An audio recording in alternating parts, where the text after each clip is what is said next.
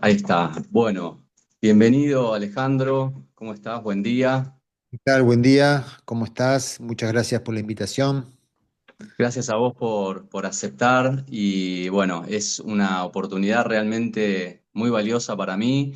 Como te comenté por privado, gracias a uno de tus libros, conocí más profundamente el arquetipo de este sanador herido que le da nombre a nuestra escuela de astrología y siempre es una inspiración escucharte, siempre es agradable, enriquecedor, nutritivo y es algo que vengo visualizando y soñando desde aquel primer momento que leí tu libro, así que es un gran placer que me doy y que te agradezco de tener este espacio para conversar contigo, Alejandro.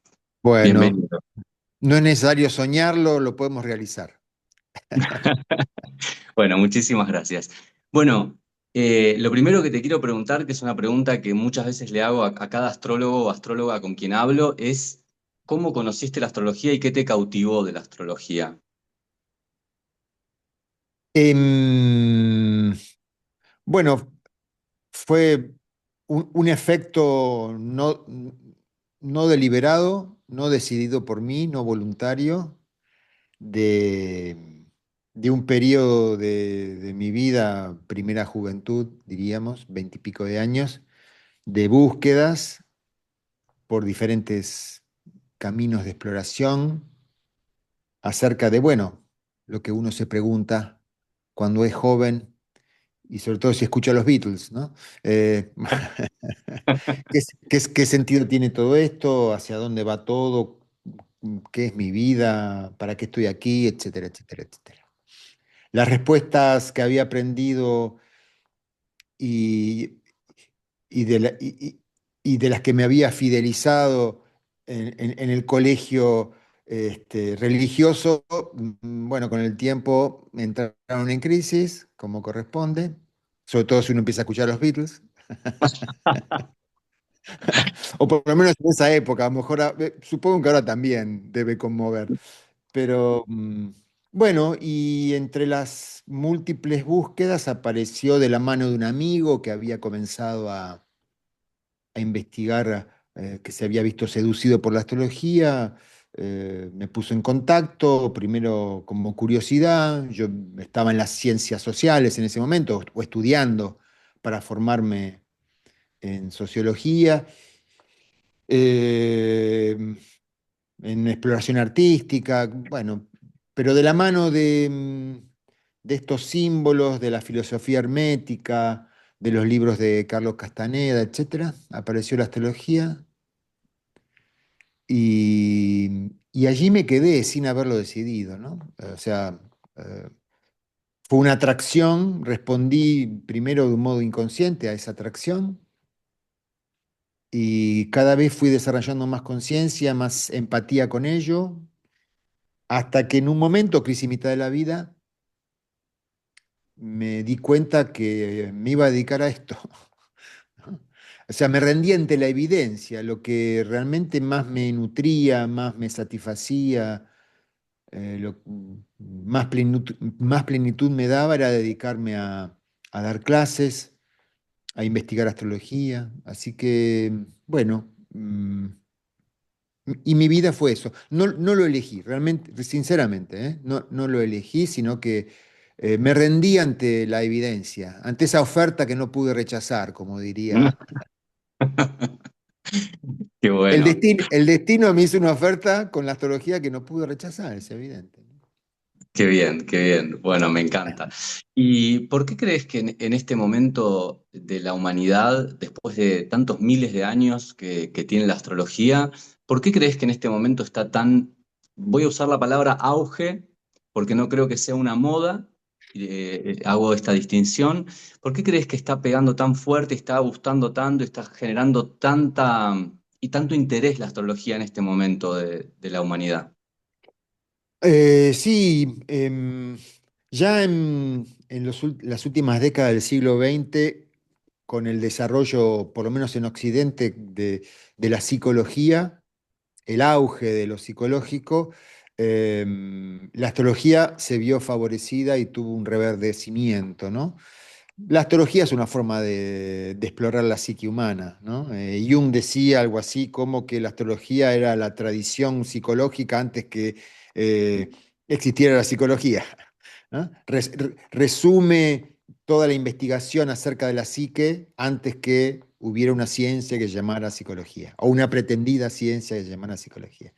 Y esto es muy cierto. Bueno, a finales del siglo XX hubo una congruencia entre tradición astrológica, investigación psicológica, sobre todo de la mano de la psicología transpersonal, la psicología junguiana, y hubo muchos referentes de la astrología en todo el mundo, ¿no? En Europa y en América, básicamente, no sé si en todo el mundo, que reflotó, la astrología se vio revitalizada.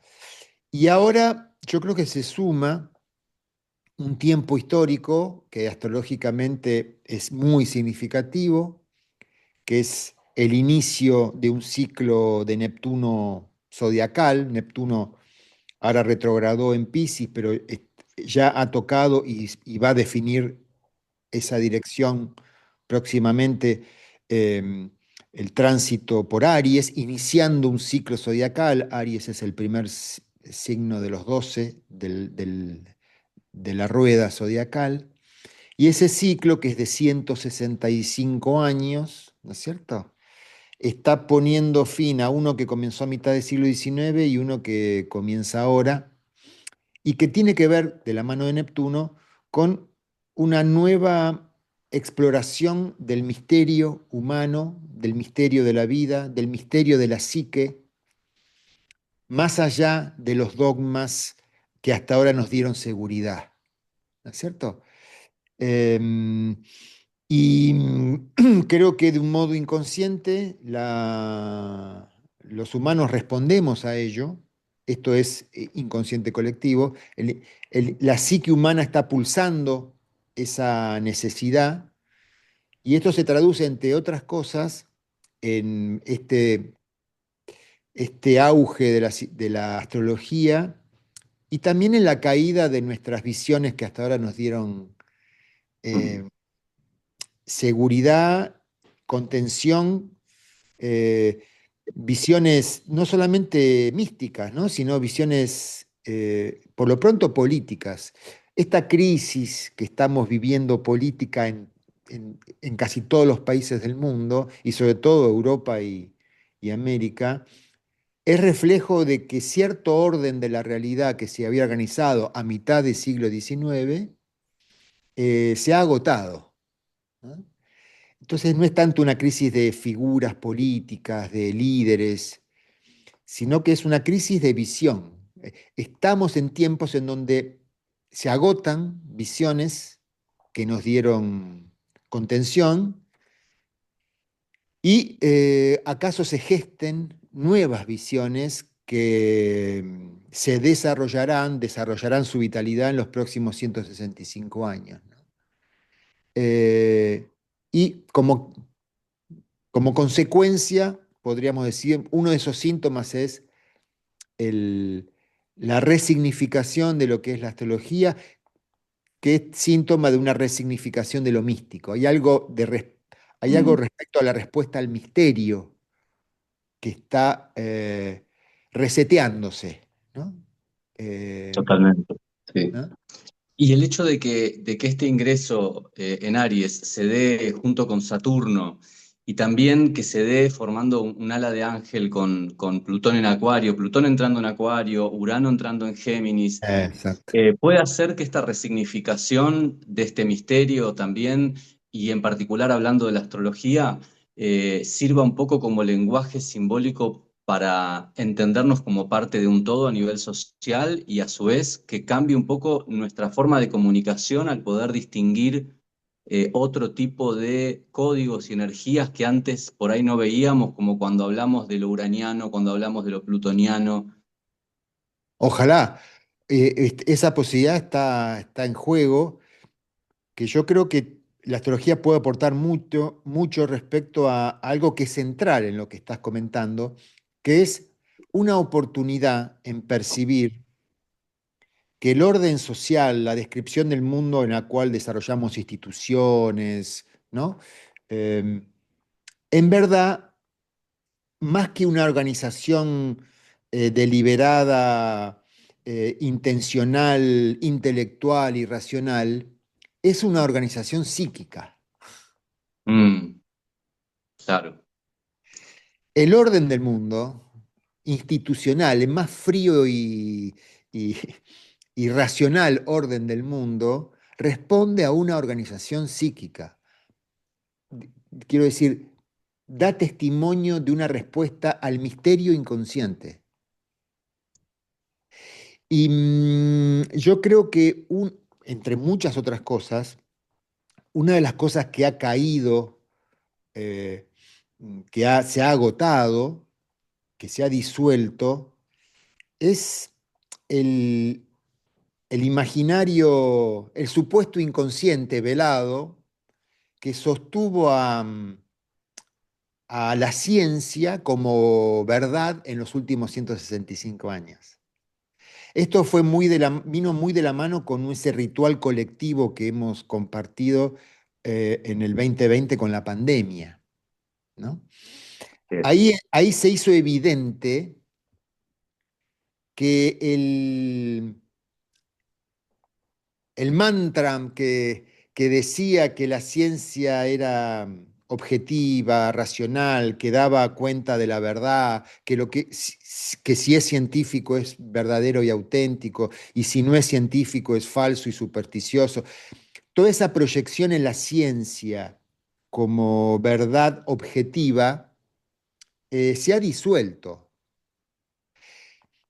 Y no porque alguien lo haya develado y se lo haya transmitido al resto de la humanidad o lo haya impuesto al resto de la humanidad. Se ha disuelto en la conciencia de la masa crítica de la humanidad.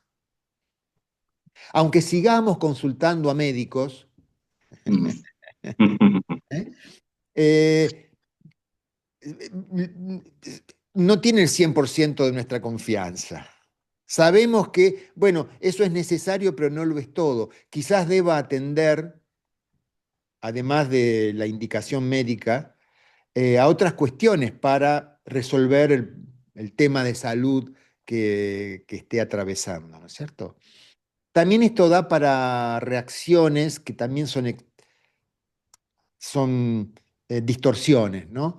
Mm, Am, ante la caída de la creencia de la ciencia como verdad absoluta objetiva, surge una reacción que es la mirada conspirativa, ¿no? La tentación a creer haber descubierto una gran conspiración deliberada mundial de una élite perversa ¿no es cierto? Que nos ha mentido en todo, hasta que la Tierra es redonda, ¿no es cierto? Entonces, ¿no? Todas estas em, las vacunas son venenos, la ciencia es deliberadamente mentirosa, la Tierra es plana, un montón de cosas. Que vale la pena meditar sobre cada una de ellas, pero que bajo esa presentación tan drástica mm, denota repolarización, una reacción extrema a, a- a la indignación que nos provoca ser conscientes del hechizo de la ciencia, ¿no? Ante el hechizo del pensamiento objetivo, respondemos con el hechizo de haber descubierto la gran conspiración. Eh, y tal cual. confío que eso se reequilibre, vaya modulando y surjan percepciones que se organicen en visiones acerca del misterio que no necesiten negar la racionalidad. Quiero decir, Mm, el ejercicio de Neptuno, el ejercicio de nuestra capacidad, nuestro talento psíquico, nuestra psique tiene el talento de percibir algo que está más allá de lo que podemos explicar con la razón. Este talento neptuniano no niega Mercurio, no niega la razón. Percibir algo que está más allá de lo racional no significa caer en irracionalidades, en Exacto. negar a la razón. La sensibilidad al misterio se vale de la razón. ¿Para qué? Para dar metáforas pertinentes, adecuadas, diseños y descripciones metafóricos, simbólicos, eh, que resuenen en nuestra conciencia, que nos hagan sentir que estamos en contacto con lo cierto. Es como la racionalidad de la poesía. ¿Eh? Una metáfora precisa da cuenta de lo que está más allá de lo que puede ser explicado, pero no es cualquier cosa, no dice cualquier cosa, no usa cualquier tipo de palabras. ¿Eh? Puede Em, ser, sí, por favor. no, te iba a preguntar si puede ser el encuentro o la unión de esta dicotomía entre la intuición y la razón, el arribo de la ciencia a través de la física cuántica, por ejemplo, a Sí, explicar racionalmente grandes verdades intuitivas que las religiones, la claro. espiritualidad y la filosofía venían ya viendo desde antes de que la ciencia lo pudiera confirmar. Sin ninguna duda, ¿no? Em, este gran, este conmovedor mantra de la física cuántica que dice que el observador es lo observado, que no hay esa división, esa separatividad entre el observado y el observador, es, además de muy cierto, es muy conmovedor y lleva a que caiga el mito, por ejemplo, de la observación objetiva, ¿no? Mm, Yo- ¿ah? exacto. Esto de que el médico, del que el paciente sea un objeto de estudio del médico y que el contacto humano con esa persona que es el médico no participe del proceso que está ocurriendo en aquello que está observando, ¿no es cierto? Cosas muy concretas, no es una superstición, no es, ahí hablamos, acá vale lo que decía recién, es algo perceptible neptunianamente y mercurialmente. Es muy razonable lo que acabo de decir, es muy evidente desde la razón lo que acabo de decir. Como yo me expreso, la gestualidad, ahora estoy usando las manos, eh, mis tics, em, comunican tanto como lo que yo estoy diciendo. No puedo decir, no, no, lo que yo comunico es solo lo que expreso con mis palabras. No, pero esto es del orden de lo evidente y no ha sido y no es todavía tan evidente. No ha sido y no es todavía tan evidente esto que acabo de decir. Quiero decir, honremos a uno de los referentes de la visión del misterio humano que acaso ahora esté en caída, pero que ha sido y todavía es muy vigente, Sigmund Freud, Ujú, que fue, ¿no? Referente a mitad de nació a mitad del siglo XIX, de toda esta revalorización de lo psíquico, de la dimensión del alma. ¿Eh? ujú. A pesar suyo, pero hizo eso, ¿no es cierto? Em, la descripción del inconsciente que hace Freud, cómo lo presenta, su afirmación de que nunca podemos estar seguros de por qué deseamos lo que deseamos, porque la fuente más profunda de nuestro deseo se hunde en el inconsciente, esto es tremendo y cierto, no es una superstición.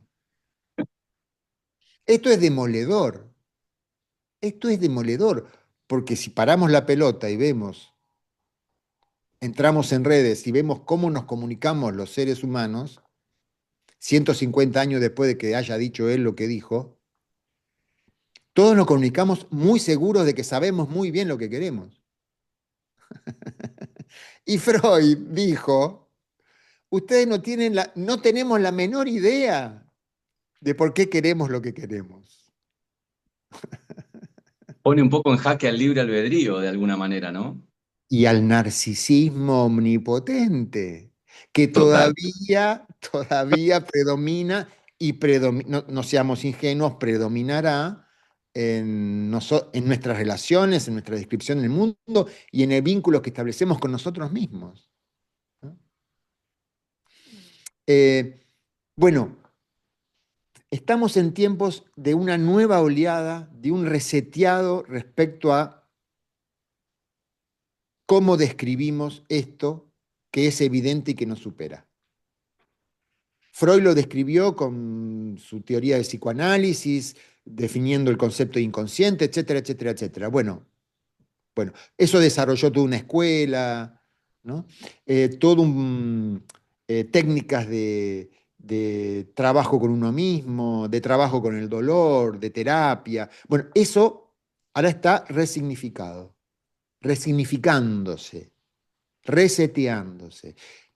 Eso y todo lo que se desarrolló a partir de Freud, todas las terapias están resignificándose. Y se desarrollan miradas de lo psicológico que conjugan cada vez más si ya la mirada junguiana conjugaba con la tradición astrológica, la mirada de las constelaciones familiares, esta técnica de constelaciones familiares, que aparte usa esa palabra, que para nosotros no es ingenua, constelaciones, Totalmente. ¿eh? ¿No es cierto? No podría decir que es una casualidad eso, ¿no es cierto? No, claro. Eh, es, sin duda que la mirada de una carta natal o la mirada de un trauma personal inscripto en el contexto de la familia y de los ancestros, es el mismo diseño con otras técnicas, otros símbolos, pero que son absolutamente congruentes, ¿cierto? Ya la mirada natal, la mirada de la carta natal lo sugiere. En nuestra carta natal, entre muchos otros, están todos nuestros ancestros. No en teoría, como constitutivos de lo que soy, no como algo que atesoro y que es el pasado, sino como expresión presente. Totalmente. Lo vemos en la luna, lo vemos Casa 4, en la casa 4, en la 8, casa claro. 12. En la casa 12, ¿qué dice? No solamente tus ancestros, toda la memoria, todo lo que ha quedado inscripto en el inconsciente de la humanidad participa de tu vida.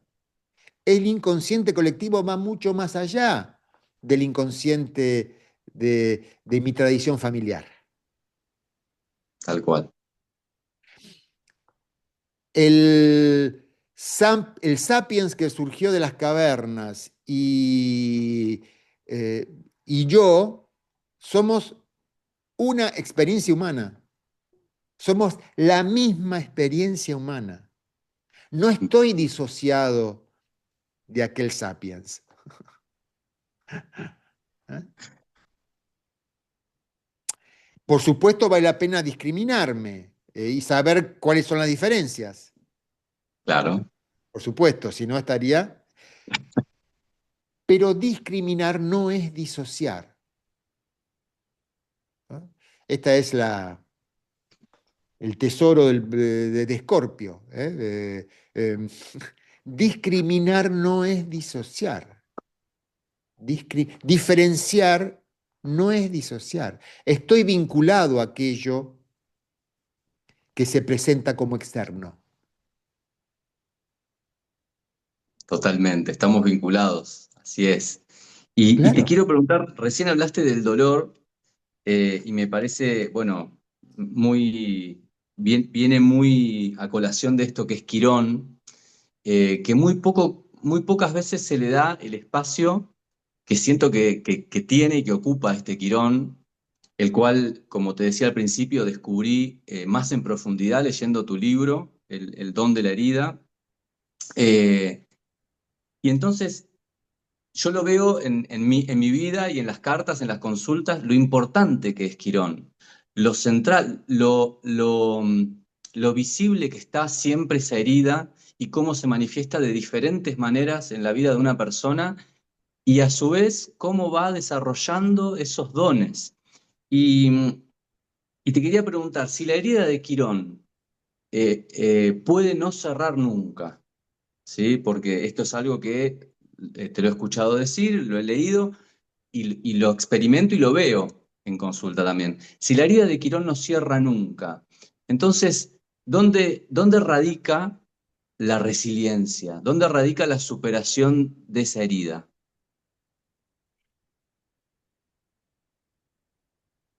En una mirada no causal y paradójica de la herida, ¿no? Uno cree que si me duele y encuentro una clave acerca de esa herida, entonces va a cicatrizar.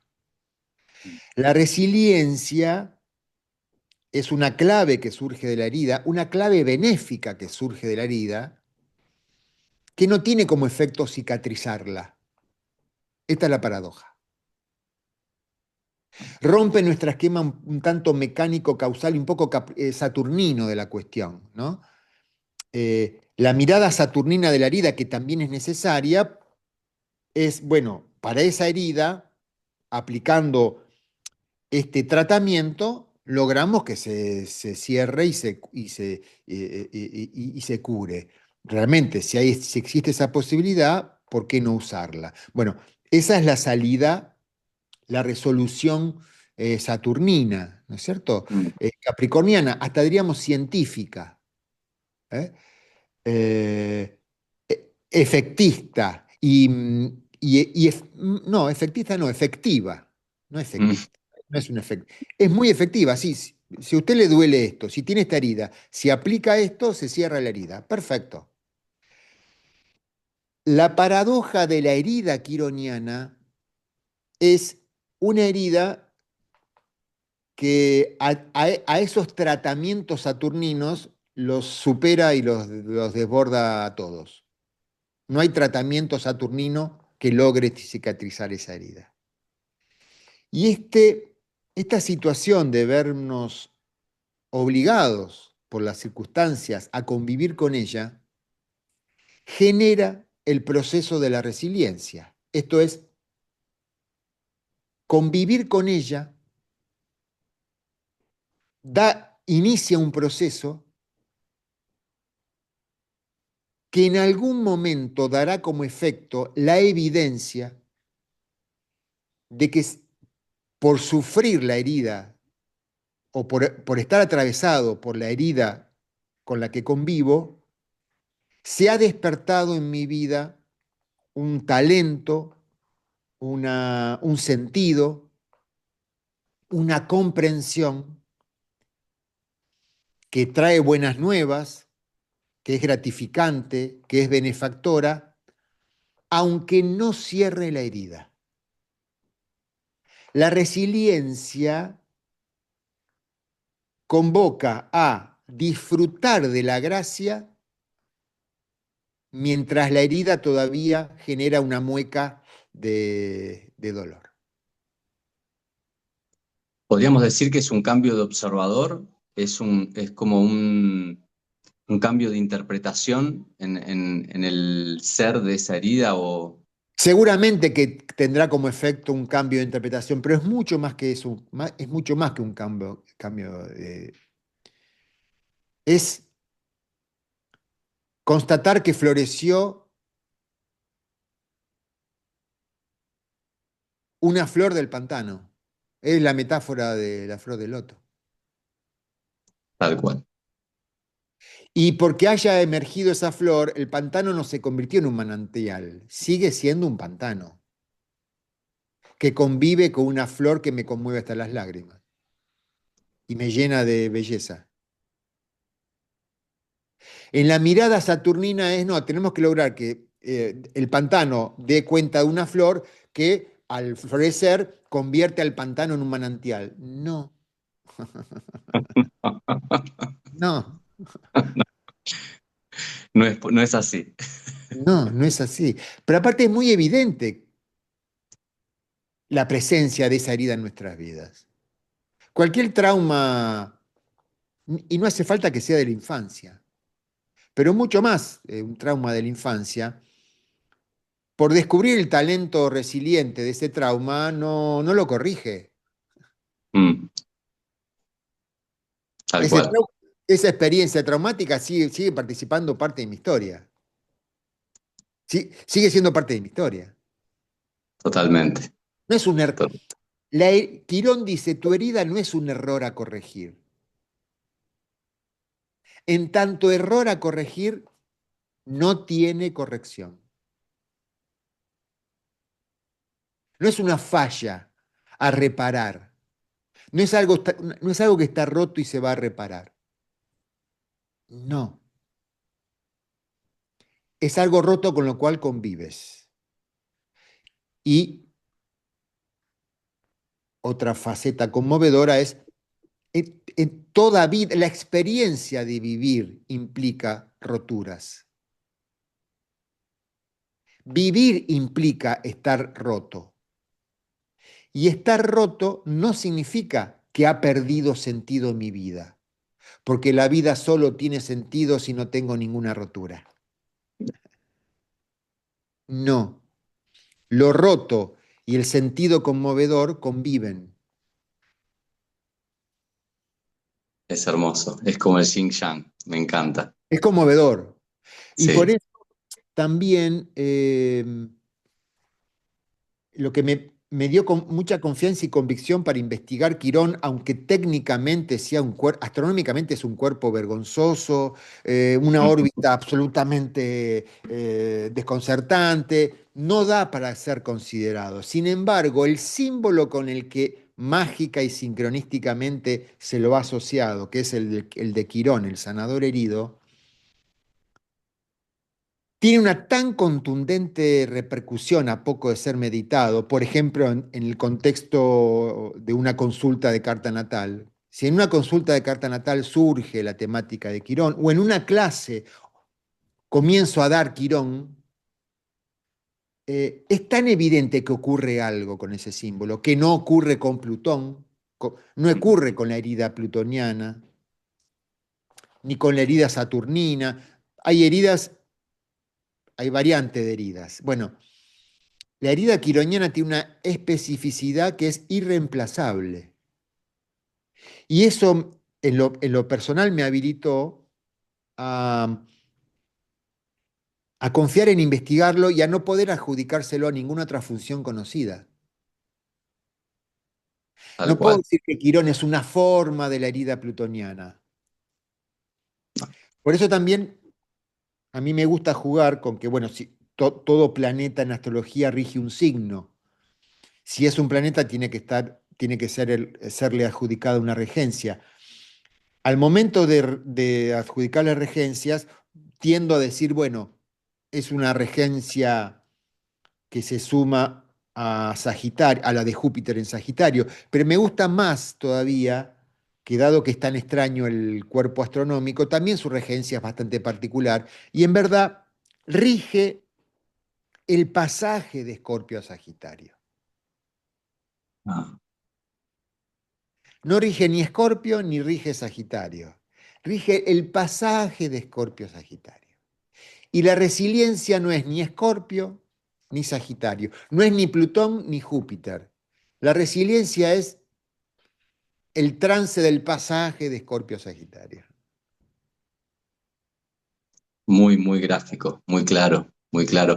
Ale, para cerrar, y me quedaría, por supuesto, hablando horas contigo y escuchándote porque es un placer enorme, pero bueno, honrando nuestros tiempos y nuestros compromisos, si tuvieras que hoy a toda esta camada de astrólogos nuevos que venimos, que estamos llenos de ganas, que estamos explorando y metiéndonos, eh, si le tuvieras que dar, yo sé que probablemente no es tu estilo dar consejos, ni decir lo que hay que hacer, pero si tuvieras que compartir una palabra para toda esta camada de astrólogos y astrólogas que estamos surgiendo y que estamos componiendo este tejido, ¿qué elegirías? Yo Por dónde te gustaría? recomiendo, yo recomiendo estar muy atentos a algo que va a ocurrir si la astrología penetra en nuestra percepción, si realmente somos atravesados por la astrología. Si somos atravesados por los símbolos de la astrología, por los conmovedores símbolos de la astrología, y sentimos que hemos tocado algo auténtico que no aparece reproducido en ninguna otra parte, esto va a pedir despedirme de nuestros sistemas del sistema de creencias que hasta ahora organizó mi vida. Y acá se plantea un tema que es de desafío místico, de coraje espiritual, de valentía mística. ¿Voy a tener el coraje de suspender mi identificación con las ideas y creencias en las que he organizado identidad para dar cuenta ahora de lo que esta nueva oleada perceptiva me invita a entrar en contacto? ¿O por mantenerme apegado a la imagen que tengo de mí y a la identidad con la que he desarrollado éxito en el mundo, voy a reducir la percepción que habilita la astrología a que confirme mi sistema de creencias en los que he hecho identidad? Esta es, este es el punto crucial. Es lo que permite diferenciar el acceso a lo sagrado, que no es sinónimo de felicidad, está lleno de contradicciones, pero no puedo dejar de ver lo que empecé a ver. O sea, si se corrió un velo y tengo que dar cuenta de eso que veo ahora. No, ¿eh? El acceso a lo sagrado o el repliegue regresivo